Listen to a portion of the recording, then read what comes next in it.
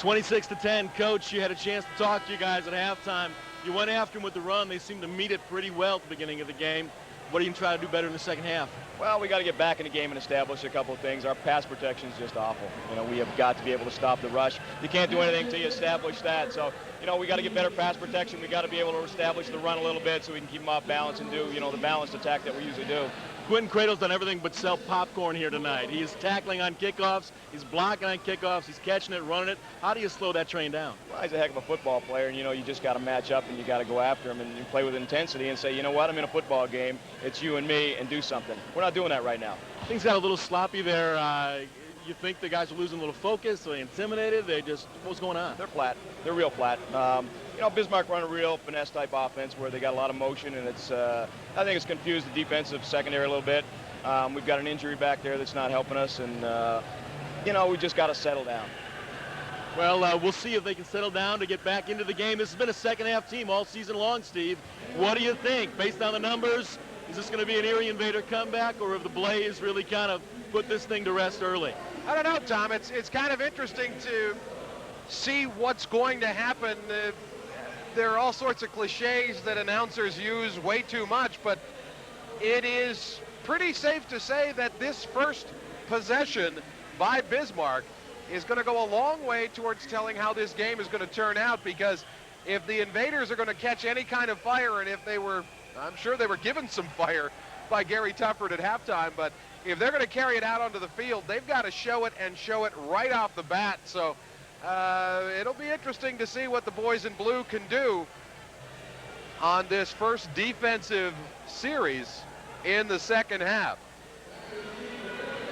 We mentioned special teams have been a problem for the Invaders and have been tonight. Lucas with a 50-yard touchdown return, and also Keon Woods had a 32-yard return. So let's see what the Invaders can do. It's Woods and Lucas back deep to receive Pucci's kick.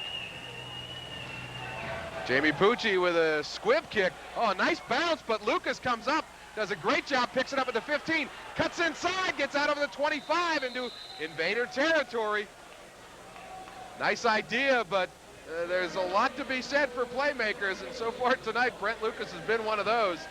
Not the longest run back of his return, or not the longest return of his career, or even of tonight, but the fact of the matter is he made a smart play running up to catch that little doink kick, and puts Bismarck in great field position down at the Erie 23. Ragsdale in the shotgun. Now motion to the left side. Ragsdale across the middle, has the ball tipped, and I don't know who got their hand up. Erie's got Manny Johnson still back in the defensive backfield, because I'm not sure who's injured. It looks like Don Harris, because I don't see 26. Coach Tufford said that they've got an injury back there. Manny Johnson is doing a little double duty. Big old paw up there right in the middle. Yeah, it looked like 90 again, Chris Curtis. Looked like Chris Curtis again. I'll tell you what, if it's possible for brown eyes to spit fire, you get close to Coach Tufford. That's what it looks like right now. Ragsdale throws across the middle, intended for Lucas. And he caught it down to the 15-yard line. The Blaze are running, the Blaze are running patterns. There we have some happy folks.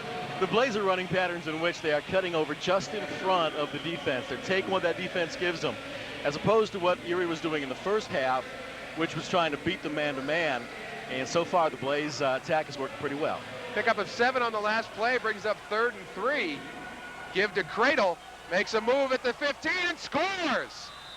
Quentin Cradle with a little delay, waiting for the hole to open